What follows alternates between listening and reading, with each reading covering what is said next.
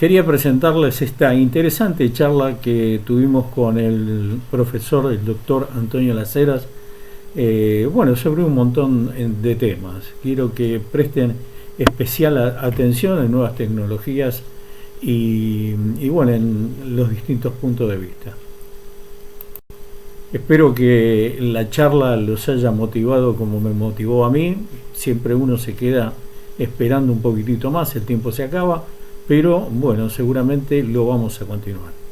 Si les gustó el programa, le pueden poner me gusta, lo pueden compartir, se pueden suscribir al canal, nos pueden hacer comentarios si quieren saber o que hablemos de algún tema en especial. Estamos atentos a lo que ustedes nos soliciten.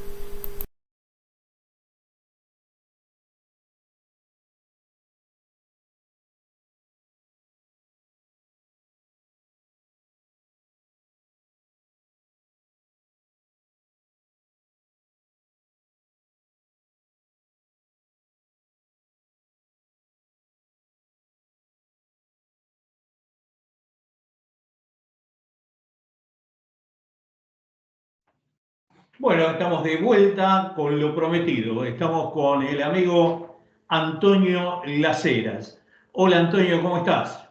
Pero muy bien, estoy acá. A ver, ahí está, perfecto. Muy contento de que volvamos a dialogar, Rubén. A ver qué ideas, qué cosas ¿Qué va saliendo, reflexionamos. no? Tiempos que nos tocan vivir, creo que son tiempos bisagra, ¿no? Donde se está gestando una nueva era, lo viejo tarda en irse, lo nuevo está viniendo y nosotros estamos presenciando todo eso, ¿no? Qué interesante lo que decís. Yo coincido totalmente. Me gustó lo de tiempo bisagra, sí. Eh, pero además, fíjate que todo esto pone a la condición humana, al ser humano, en una situación muy especial. Por ejemplo, los que ya tenemos una determinada edad cronológica, hemos pasado 70 años de edad. Nosotros, en esta vida que llevamos, ya hemos tenido más cambios que toda la historia de la humanidad. Y sin embargo, seguimos vivos, seguimos haciendo cosas, seguimos creativos, lo cual realmente es una señal de la capacidad que la especie humana tiene, ¿no? Más que capacidad de adaptación a los cambios, de generar cambios. Ahora, en una vida, haber atravesado más cambios que toda la historia de la humanidad, a la pucha, y no terminó el asunto, porque como vos decís, estamos en una etapa bisagra. Quiere decir que los cambios continúan y hay dos elementos que abren de una manera el futuro inmediato, cercano, que yo pienso, lo hablaba el otro día con unos colegas en una reunión, y yo les decía, yo pienso que ni los mejores autores de ciencia ficción se les ocurrió lo que ya no es ficción, sino realidad que está por ocurrir. Allá a fines de enero de este año, creo que fue el 26 de enero, yo incluso publiqué un par de artículos, dije, 26 de enero de 2024 va a quedar en la historia de la humanidad como un día clave. ¿Por qué? Porque la empresa Neuralink de Elon Musk anunció que ese día había hecho el primer implante, se dice para que todos lo entendamos, de un microchip en el cerebro. En realidad no es un microchip, es algo muchísimo más avanzado que un microchip, del tamaño de un pelo humano. Ahora, los que conocen de medicina, neurología, etcétera, nos dirán, vea, microchips hace mucho que se están implantando al cerebro para gente con ciertos problemas. Sí, pero esto es otra cosa. Este es un microchip inalámbrico que le permite a la persona, por ejemplo, ahora estamos dialogando vos y yo, Rubén, y yo tengo el microchip, supongamos que lo tengo, implantado. Entonces vos me decís, en Australia, ¿qué tipo de dinosaurios hubo? Yo pienso en eso, gracias al microchip me conecto a toda la internet mundial de manera inalámbrica, no es que hay un cable, inalámbrica, busco la información y digo, bueno, fue el Tyrannosaurus tal.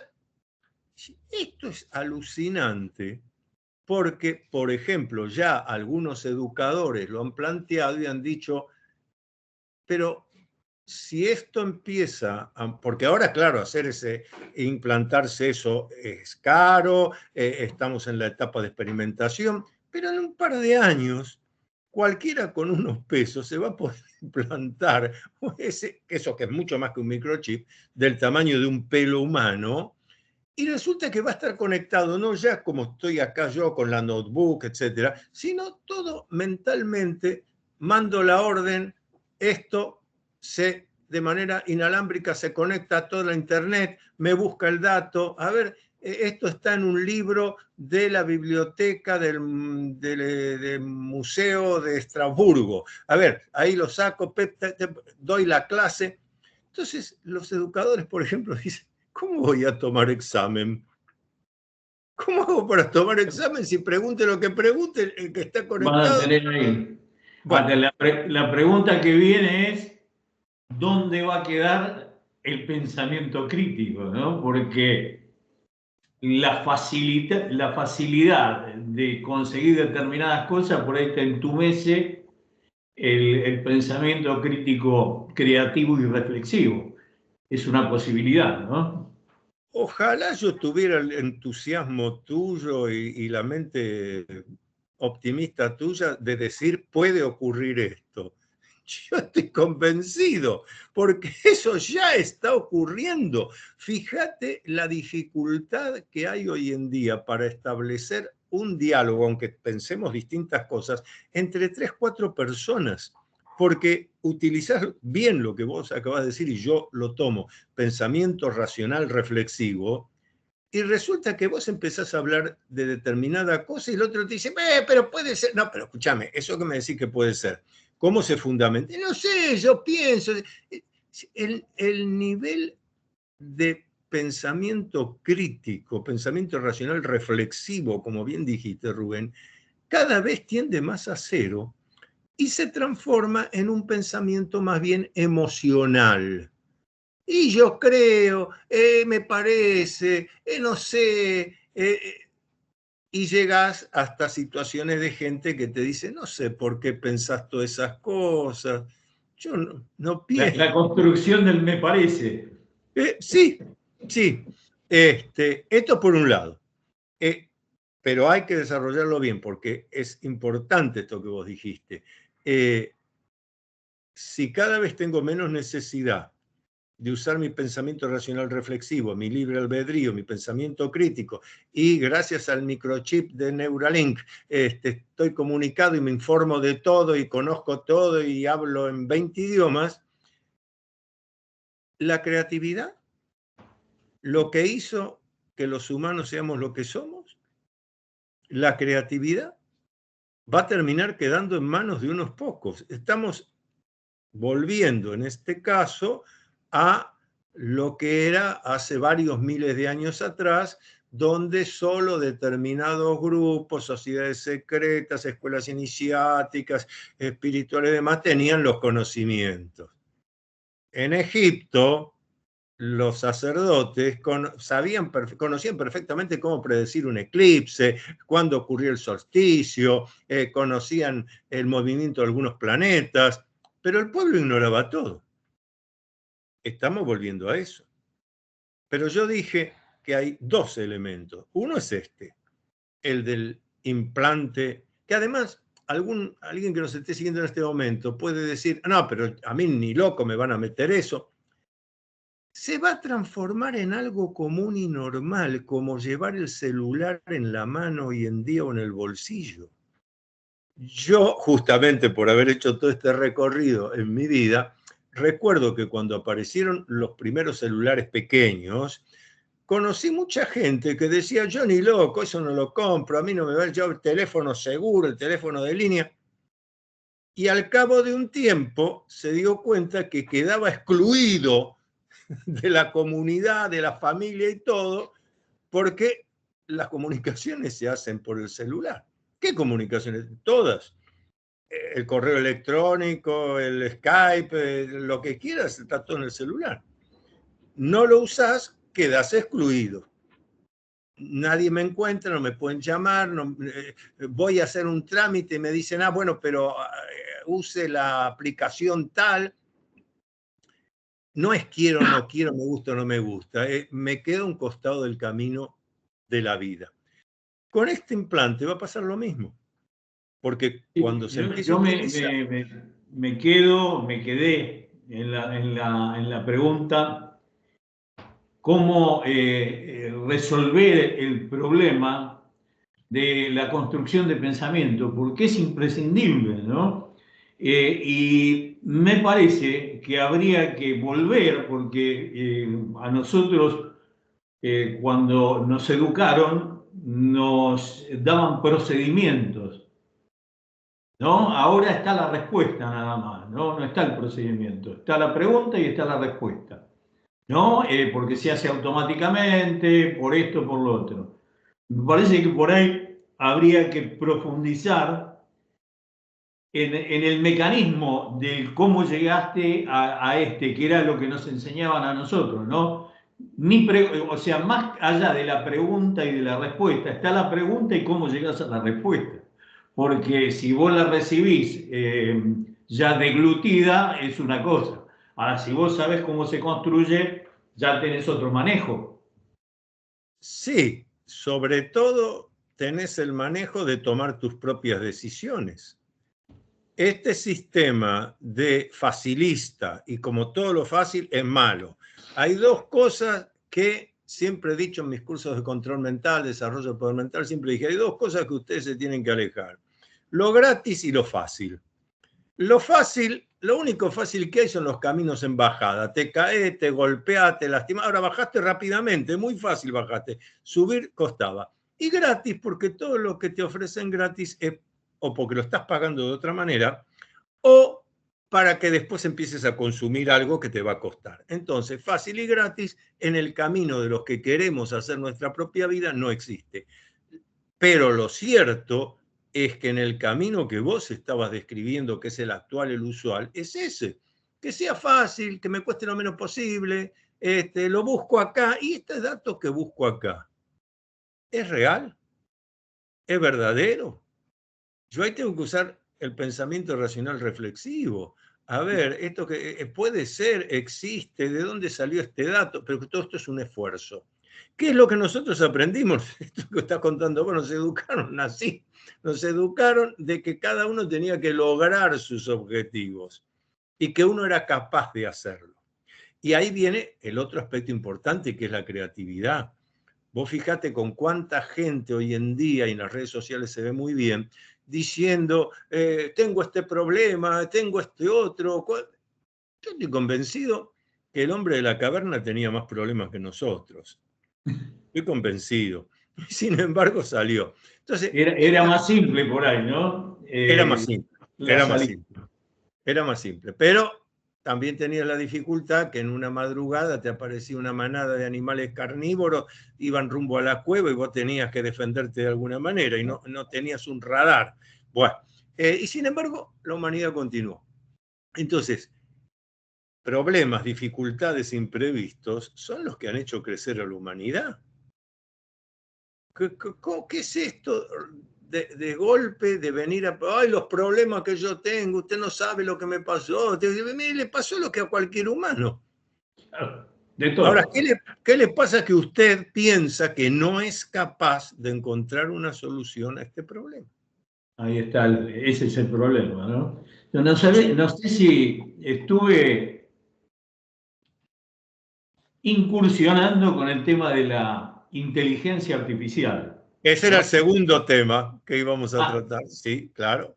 Pero adelante, adelante, te escucho. desarrollalo, después Bueno, por eso yo decía dos temas. Uno es el de los implantes cerebrales y el otro es el de la inteligencia artificial. Todas cosas que, vuelvo a insistir, no estamos hablando acá con Rubén de cosas que pueden ver nuestros hijos o nuestros nietos. Esto está ocurriendo ahora. La inteligencia artificial es un gran signo de interrogación, porque no conocemos hasta dónde puede evolucionar. Estamos, que se entienda, estamos diciendo inteligencia artificial.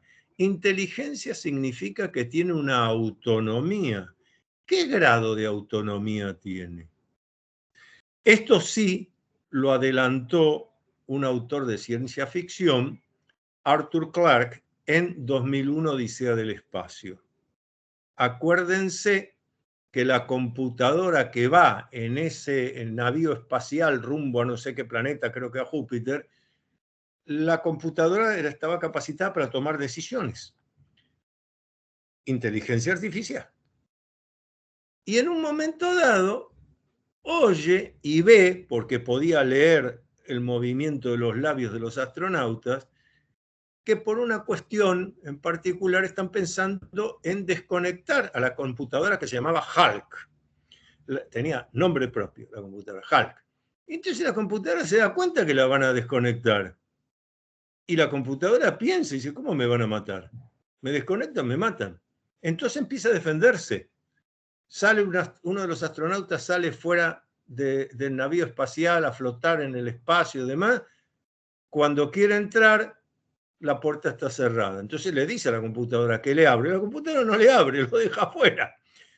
Bueno, esto que lo pueden ver en 2001, Odisea del Espacio, que lo pensó Arthur Clarke, o sea, en 1950, esto es la inteligencia artificial. Sí, sí, aparte, o sea, uno la da a veces como infalible, ¿no? Pero si vos te pones porque mirad, volviendo al primer tema, ¿no? Si uno no tiene un control de las cosas, hace procedimientos equivocados. Lo que te estaba, y por ahí corté tu conversación para meter ese No, tema, no.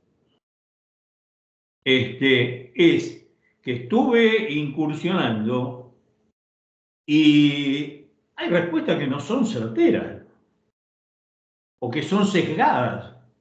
Por ¿Me entendés? De supuesto. acuerdo a la fuente de información que tiene. Por ahí, insistiendo, te puede llegar a algo mejor. Ahora, si vos tomás como una verdad absoluta lo que te dice, como algo infalible, lo que te dice la inteligencia artificial y no tenés los medios para corroborarlo, vas a meter una gamba de aquella.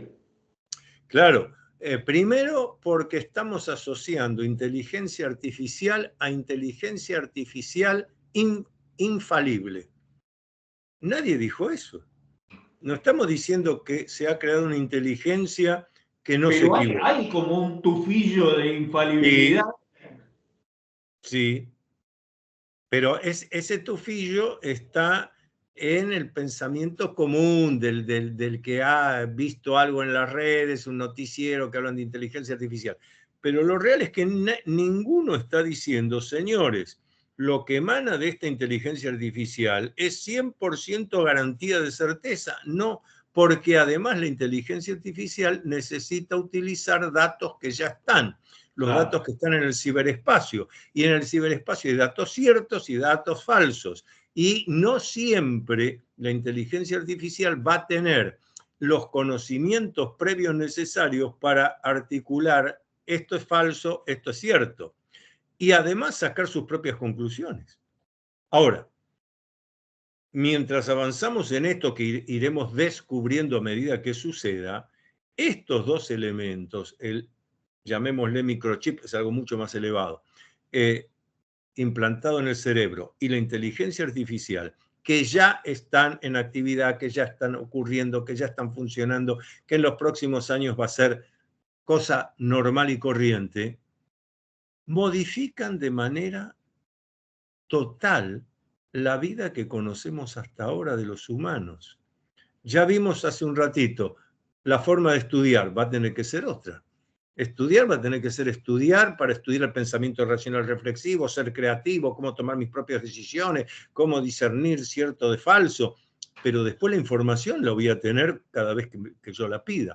Claro, También eso implica una nueva dependencia, porque se corta la comunicación inalámbrica y yo me transformo en el bruto que era, porque toda la información venía de afuera. Si uno no se preocupa en seguir formándose o en tomar esa información y para incorporarla. Claro. Ahora, vos fíjate que con inteligencia artificial, que está, sobre todo militarmente, está muy avanzada, claro, están dirigiendo armas. Sí. Están dirigiendo armas. Pero fíjate lo siguiente, entonces, por un lado, el campo de la educación se modifica por el microchip, pero con la inteligencia artificial, una cantidad de actividades laborales, igual que con el tema del microchip, que hay hoy en día, hoy en el año 2024, en 2, 3 años no van a existir más. Entonces, en lugar de salir a llorar, me quedo sin trabajo, tengo que pensar, bueno, me tengo que informar sobre todo esto y a ver cómo me voy preparando para esa nueva etapa. Porque que se van a requerir actividades que hacemos los humanos, seguro, pero no van a ser las de hoy en día. La mayoría no van a ser las tampoco en la misma cantidad. Seguramente. Claro. O sea, por eso también la época bisagra, que se viene un cambio de sistema, porque si no hay alguna forma de contener a la humanidad, va a estar complicado, ¿no? Bueno, ahí ya llevas a otro tema que tenemos que ser minuciosos. Lamento para los que les molestan las hipótesis conspiracionistas, pero en esto yo abrazo la hipótesis conspiracionista. Soy de los que está convencido que existen lo que yo llamo los grandes titiriteros, que no son estos gerentes generales que aparecen en las redes, no es Elon Musk, no. Esos están siempre anónimos. Y estoy convencido que están pasando en el planeta Tierra una serie de cosas, la pandemia no es ajena, una serie de cosas que están manipuladas precisamente para ir modificando las posibilidades de crecimiento de la humanidad en la Tierra. Totalmente de acuerdo. De manera tal que los que están detrás de todos estos desarrollos y están empujando para un lado para el otro, tienen en claro esto que vos señalaste, Rubén, y también se están ocupando de, bueno, la humanidad va a tener que ser otra. Si la humanidad va a tener que ser otra, ¿dónde conviene que haya, en qué continente más humanos, menos, qué cosas se haga? Yo lamento sospechar, porque me gustaría no sospecharlo, pero lamento sospechar de que está todo programado. Seguramente. Ahora tenemos que meter otro tema necesariamente, ¿no? ¿Qué rol juegan los ovnis y toda esta cultura que viene desde el principio de los tiempos y que está presente con el desarrollo de la humanidad?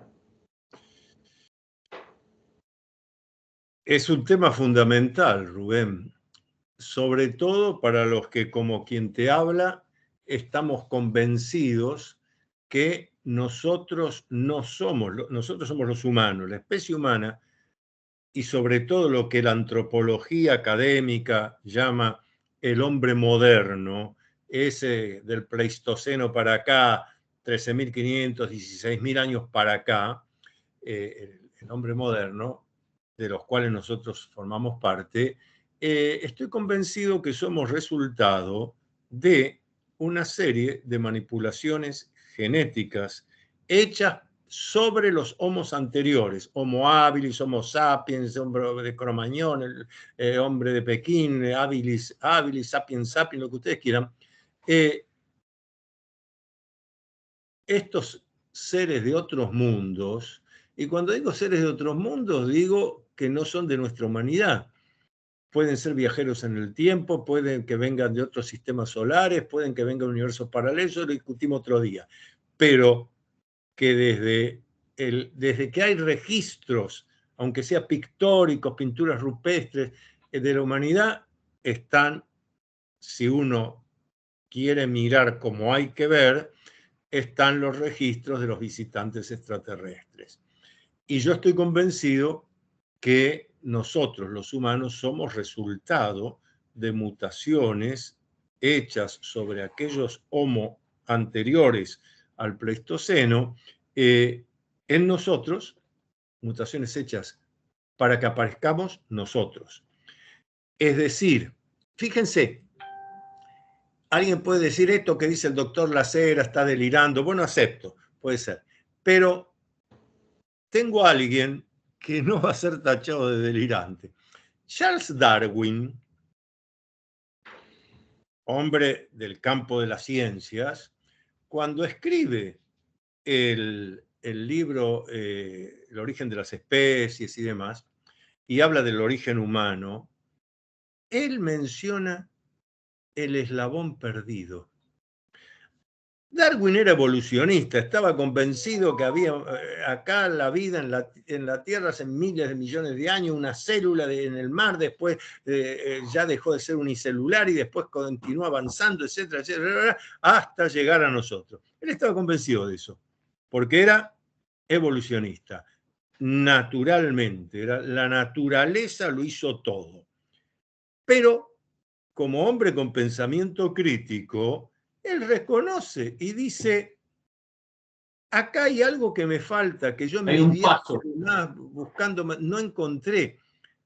Hay un eslabón perdido porque no puede ser que de los grandes primates aparece el humano y aparece este humano moderno y no hay pasos intermedios. Esto de golpe aparecemos nosotros, que es así. Y la única manera de que algo suceda de golpe es porque vos produjiste un cambio en las variables intervinientes de manera inmediata. Esto hoy lo conocemos, es una mutación genética. Te doy otro ejemplo. ¿Cómo me pueden explicar el Homo habilis, sapiens, la especie Homo con todas sus variables? Hay desde hace 1 millón de años, 1 millón de años. Hasta hace 100.000 años, hasta hace 50.000 años, hasta hace 40.000, 35.000, 30.000, o sea, 1 millón de años, los Homo de todo el planeta Tierra vivieron en una cueva, en una caverna. El que desarrolló la mayor creatividad fue porque agarró una piedra y la picó con otra, hizo más o menos un cuchillito. Los otros tenían el fuego dentro de la cueva, que no sabían cómo generarlo, entonces tenían que esperar que un rayo impactara en un árbol del bosque, se generara un incendio y entonces ahí juntar el fuego. Otros más avanzados descubrieron que pegando una piedrita contra otra salta una chispita, y que esa chispita se podía convertir en un fueguito. Eso, durante 1 millón de años, eso fue lo más avanzado. Alguno sintió un poco de frío y dijo, con este cuero de este animal que maté para poder comer, me puedo poner encima. Este fue el mayor desarrollo, ¿eh? Esto lo acepta toda la ciencia. Curiosamente, 1 millón de años así. Ni un pasito adelante. Hace unos 16.000 años, fin del Pleistoceno, empieza a suceder todo esto. Entonces, la ciencia académica dice, bueno, porque se volvió agricultor, y cuando se volvió agricultor tuvo que quedarse en un lugar. Al quedarse en un lugar y no andar de sitio en sitio, entonces allí la comunicación directa se hizo más, entonces un lenguaje de señas, y muchacho, necesitaría también que me digan por qué el pueblo en 1.000.000 de años no lo hicieron, y hubo cambios climáticos en 1.000.000 de años, y esta vez se hicieron agricultores. Pero aunque se hubieran hecho agricultores, ¿cómo se desarrolló el libre albedrío? Aparte, por ahí ellos, o sea, esas culturas lo explican, ¿no? Han tenido contacto con sus maestros, ¿no? Bueno, ahí es la segunda cuestión que hay que analizar.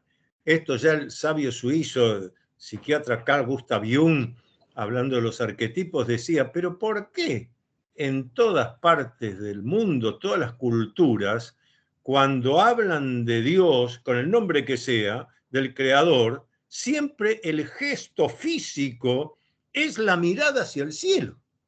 Claro. Esto es arquetípico. ¡Ay, mi Dios! Y uno levanta la vista. ¿Por qué no mira abajo, al costado, si Dios está en todos lados?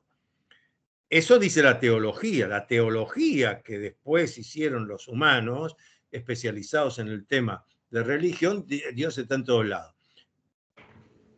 Pero no es lo que dice la tradición. Claro. Dios viene del cielo en sus elementos, los que mejor han dejado este registro, y vos lo conocés muy bien y muchos de los que nos están siguiendo también, fueron los hindúes en los dos libros sagrados, Ramayana y Mahabharata, donde hablan de las vimanas.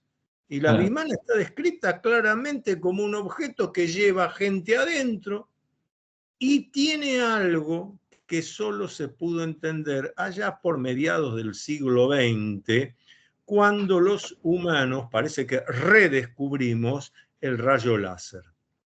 Porque hasta ese momento no se entendía qué registro es este que figura en el Ramayana, el Mahabharata, escritos hace 5.000 años, donde dice que de la vimana salía un haz de luz que no se expandía. Era el haz de luz coherente, ese rayo láser, y que con eso destruía una población que estaba abajo. Están describiendo cosas que hoy conocemos. Es decir, terminemos con esto de eran fantasías alucinadas. No. Aquí, a mi juicio, lo que ha sucedido es seres de otros mundos venían en sus naves voladoras, enseñaron en todos los mitos, en todas las leyendas, aún precolombinas, los dioses en sus elementos de transporte llegan, aterrizan y le enseñan cosas a la humanidad. Cómo construir algo, Quetzalcóatl, la serpiente emplumada, aquí en el mundo precolombino de lo que hoy es Centroamérica, enseña cómo cultivar el maíz y cómo alimentarse de él. Y después desaparecen, se van. Y en algún punto también hicieron la manipulación genética, ¿no? Porque ahora también, vos fíjate que con el conocimiento que va teniendo la humanidad, en el siglo XXI podés interpretar o podés darle la respuesta a Darwin del Claro, ¿no? Claro. Pero es que de alguna manera, Darwin no dice, alguien metió la mano, pero sí se hace la pregunta en ese sentido de, aquí hay algo, hay un eslabón perdido, acá me falta algo, en algún lugar del planeta hubo esa intermediación, claro, porque él es un evolucionista. Él es un evolucionista. Ahora, hay otros investigadores científicos, hablo, algunos que hasta han tenido el premio Nobel. Por ejemplo, vamos a uno concreto. Alexis Carrel, premio Nobel de Medicina. Así que para discutir este tema hay que discutir con un premio Nobel de Medicina. Alexis Carrel, premio Nobel de Medicina, en su libro El origen del hombre, que es un libro que se consigue, el que quiera buscarlo lo encuentra, y si no está en las bibliotecas, cuando habla del desarrollo de la capacidad de pensar, Alexis Carrel, premio Nobel de Medicina, dice, y el pensamiento que ha sido incorporado al humano a través de un procedimiento, la traducción correcta al castellano es a través de un procedimiento que desconocemos. Alexis Carrel no estaba dedicado al tema de los ovnis, los platos voladores, ni de la astronomía, nada. Pero como buen investigador en medicina, se daba cuenta de algo que cualquiera que piense y reflexione se da cuenta, que es, ¿pero de dónde sacamos esta capacidad? Esto que ningún animal tiene, ni el primate más desarrollado cercano al humano tiene. Y aparece repentinamente en nosotros. Por eso me interesa la traducción al castellano, lo que dice Carrel, porque dice que ha de haber sido incorporado a través de un procedimiento. Carrel está hablando de algo artificial, así incorporó un procedimiento. Como él no se dedica al tema de estos que nos dedicamos nosotros, él siguió, el libro después continúa con sus explicaciones médicas de cómo entender el pensamiento. Pero antes de eso está diciendo cómo aparece el pensamiento. No hay manera de explicar el libre albedrío, el pensamiento racional reflexivo, la creatividad. Si hubiera habido una evolución, algún primate sería capaz de escribir, si no lo escribe, por lo menos de recitar 3 versos. Sería capaz de hacer una tuerca, un tornillo, un clavo. No pretendemos una espacionave a Marte. Nada. Pero después, cuando aparece el Homo, 1 millón de años, durante 1 millón de años más que hacer una piedrita tipo cuchillo, no evolucionamos. Y repentinamente todo esto. La misma pregunta va para estos últimos 100 años, ¿no? Durante muchísimo tiempo se mantuvo estático, con muy poco progreso, la humanidad, y de repente en 100 años es a la velocidad de la luz, ¿no? Se recrea y se desarrolla, ¿no? Pues si estamos hablando de cosas, y también está la otra pregunta, ¿no? Por ahí nosotros estamos redescubriendo cosas que sabían nuestros, o una parte o una élite de nuestros ancestros, ¿no? Sí, eso es verdad porque, como dijimos, el conocimiento durante miles de años, el conocimiento fue para unos pocos. El pueblo era ignorante y, por supuesto, esa ignorancia era utilizada por los poderosos. Yo siempre relato... Se sigue manteniendo bastante. Claro, claro, por eso conviene decirlo, y más con el ejemplo que les voy a traer ahora. Porque además esto ha sido extraído de traducciones de papiros egipcios. Vamos a hablar del Egipto faraónico. Entonces, seguramente en la época de los Ramsés, que eran faraones guerreros, necesitaban mucho financiamiento. Entonces, el faraón hablaba con la casta sacerdotal y le decía, el pueblo no me está cumpliendo. No traen los impuestos. En esa época los impuestos eran tantos fardos de tal cosa. Bueno, pero había que dárselos al faraón para que él los vendiera, hiciera la guerra, hiciera lo que tuviera que hacer. Y el pueblo no me está pagando los impuestos, le decía al grupo sacerdotal. Entonces el sumo sacerdote le decía, faraón, quédese tranquilo, esto lo arreglamos nosotros. Convocaban al pueblo, que eran unos pocos, que a su vez después hablaban con otros y hablaban con otros, porque no había, la escritura era reservada a unos pocos. ¿Qué hacían los sacerdotes? Convocaban a la gente y le decían, bueno, el dios Ra, o sea, el sol, Ra está muy enojado con ustedes porque ustedes no están cumpliendo con el faraón, no le están llevando al faraón los impuestos que corresponden. Y nosotros nos hemos comunicado, Ra nos ha hablado. Dentro de 10 días, Ra, para mostrar su enojo, va a desaparecer por unos minutos. Si después de eso ustedes no le pagan inmediatamente al faraón, la próxima vez que Ra desaparece y desaparece para siempre. Van a morir ustedes, van a morir sus hijos, no van a nacer sus nietos, van a morir helados, todo por no cumplir con el faraón. A los 10 días, el sol empezaba a desaparecer, desaparecía, volvía a aparecer. Un eclipse de sol. Salían todas, salían todos apagados.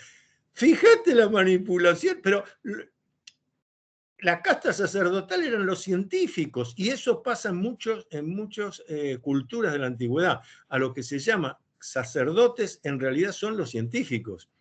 Y entonces, pero ese poder quedaba en manos de ellos, de los que se iban iniciando, el pueblo desconocía totalmente. Ahora, ¿qué pasó? Que hace 3.500 años y 5.000, en el caso del hinduismo, había todos estos conocimientos de los planetas.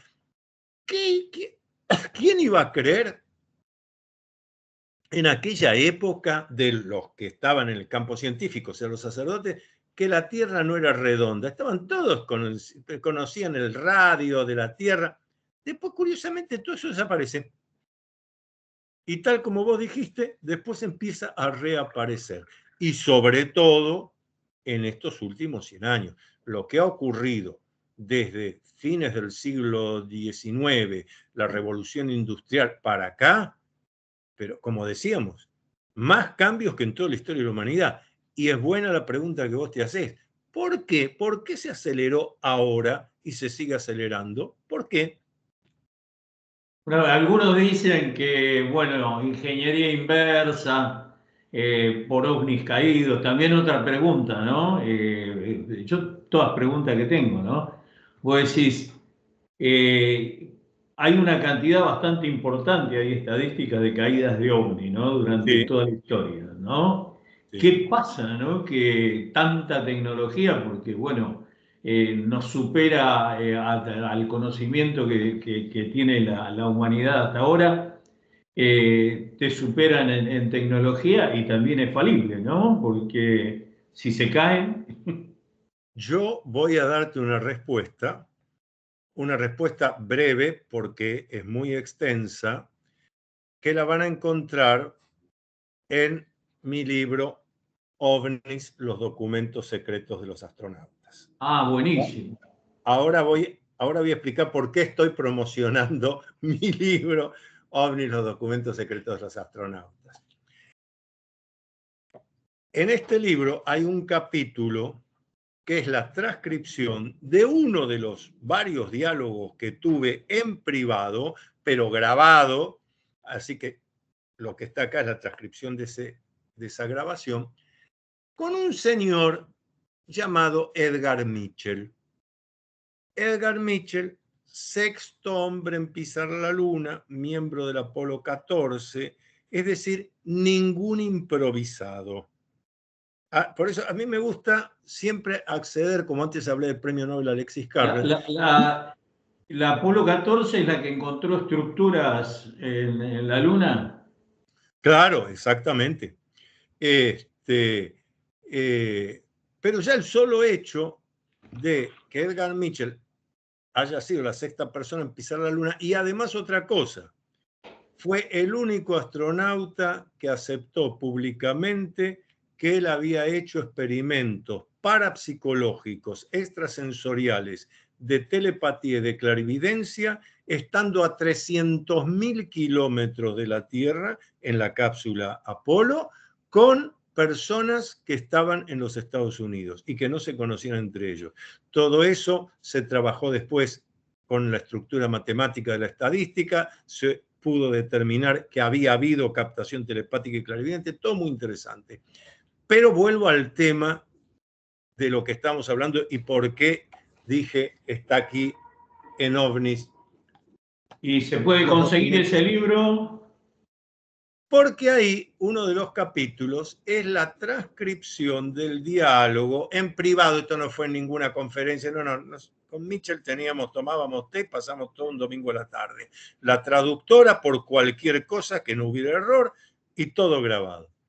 Entonces, cuando llega el momento de lo que a nosotros nos interesa, le digo a Edgar Mitchell sobre esto de lo que los yanquis llaman crash, es decir, el vehículo extraterrestre que se estrella sobre la superficie de nuestro planeta, por lo que vos dijiste muy bien, porque también son civilizaciones inteligentes que construyen cosas que a veces le fallan. Tampoco son perfectos. Y entonces, cuando le digo esto, Mitchell me dice varias cosas. La primera que me dice es, y lo voy a decir en castellano, pero es la traducción textual del inglés. Vea, parece que hay algo así como una logia, ese es el término que él utiliza, enquistada en los gobiernos. No solamente en Estados Unidos, en muchos países. La gente cree, y acá la palabra cree es la que hay que usar, la gente cree que es el gobierno de Estados Unidos, que es el gobierno de Francia, que es el gobierno ruso, soviético. No, no. Son grupos enquistados dentro de esos gobiernos que son los que manejan dos cosas, me dice. Primero, el secretismo. Y dentro del secretismo, el desprestigiar a los testigos y desprestigiar, me dice Mitchell, a la gente como usted, Las Heras, que investiga y difunde. Ustedes, los testigos, y los que investigan y difunden son un trastorno para el secretismo. Entonces le pregunto, digo, ¿y quiénes son los que están atrás? Entonces me mira con cara como de padre que le va a revelar algo evidente a su hijo y me dice Mitchell, las grandes transnacionales. Las grandes transnacionales no tienen nación, no tienen patria, y esas son las que ganan. ¿De qué año me estás hablando? Ay, tendrías que ir al libro. Pero aproximado. Pero este diálogo ha sido hace 15 años. Mirá vos. Aproximadamente. Mitchell murió hace poco tiempo. Sí, sí. Después nos vimos antes y después varias veces, pero en particular, donde él me autorizó, porque él pedía primero de qué íbamos a hablar. Porque también tuvimos un diálogo sobre parapsicología, donde, por ejemplo, me dice, yo le digo, vea que ese es más reciente, bueno, habrá sido 10 años, pero le digo, mire que hay gente que todavía se resiste a considerar a la parapsicología como ciencia. Y me dice, bueno, hay que ser muy ignorante para tener esa postura. Claro. Pero volviendo a esto, entonces, él me dice primero esto. Dice, son las grandes transnacionales, las que ganan la licitación para el transbordador espacial, para determinadas cosas, aviones de guerra nuevos. Y entonces, ¿por qué? Porque esta es la gente que financia cuando se produce un crash, la caída de un vehículo extraterrestre, y me agrega, en la Argentina pasó eso también. Yo conozco el caso cerca de Putre, en la cordillera, en la provincia de Jujuy. Hemos investigado. Y entonces, dice, se financia el ir al lugar de los hechos, acallar a los testigos, sacarle toda la información posible y juntar todos los pedazos del aparato extraterrestre. ¿Para qué? Para estudiarlo, copiarlo, y de allí sale una cantidad de patentes industriales y demás que generan miles de millones de dólares. Y entonces me dice, yo tengo un ejemplo. Dice, usted por su edad este ejemplo lo va a entender. Bueno, dice, usted cuando era chico, cuando era niño, en su casa había una radio. Sí, una radio. Mi madre a la tarde escuchaba el radioteatro. A válvulas. Claro, sí, que se calentaban las válvulas, había que apagar la radio. No había electricidad, no funcionaba la radio. ¿Y había un televisor? Sí, había un televisor que era enorme porque eran todos con válvulas, que también se calentaban. Y a usted, Las Heras, me dice, ¿no le llama la atención que de esa radio y televisor a válvulas, de golpe, sin intermedios, sin experimentos previos, de golpe apareció la miniaturización Claro, le digo, si yo me acuerdo cuando mi padre llegó con la radio Espica, que la sostenía en una mano y que se prendía y se escuchaba. Y uno decía, ¿dónde está el cable? Bueno, y después la llevabas al partido de fútbol para escuchar lo que estaba viendo. Bueno, entonces me dicen, ¿y de dónde cree usted que salió esa tecnología de golpe? Esto hecho por Edgar Mitchell. Él me decía, esa tecnología miniaturizada fue producto de investigaciones que se hicieron sobre vehículos extraterrestres que se estrellaron en la Tierra, tomaron la forma, hicieron la patente, la vendieron. ¿Qué me decís? Sí. Sin duda, realmente apasionante el tema, importantísimo el documento en el libro. Contanos y contale a la gente cómo puede adquirir ese libro, dónde. Sí, tenemos OVNIs, los documentos secretos de los astronautas, y el que publiqué el año pasado, el más reciente, que es ¿qué hay detrás de los OVNIs? ¿Qué hay detrás de los OVNIs? Otro tema, ¿eh? Sí, por eso una cantidad de capítulos muy documentados de mis investigaciones. Tanto OVNIs, los documentos secretos de los astronautas, como qué hay detrás de los OVNIs, están en las librerías, por ejemplo, en librerías Cúspide está, y si no, lo piden por Mercado Libre, que se lo mandan a domicilio a cualquier parte de la Argentina en que vivan. Te voy a Sí. robar 2 minutos. A los que les interesa todas estas cosas que estamos investigando, los invito a visitar mi página web, que es www.antoniolaseras.com. En antoniolaseras.com están todas estas investigaciones que estamos haciendo, los libros que hemos publicado, las redes sociales, todo está en antoniolaseras.com. Los invito a que la visiten. Antonio, muy agradecido por estos momentos, un abrazo en el corazón y bueno, me queda, como siempre, cada vez que charlamos me queda un montón Para de la cosas próxima. para la próxima. Luminoso abrazo para todos y cada uno. Luminoso abrazo. Gracias. Ahí, a ver si puedo cortar. Ahora voy a ver si puedo cortar yo.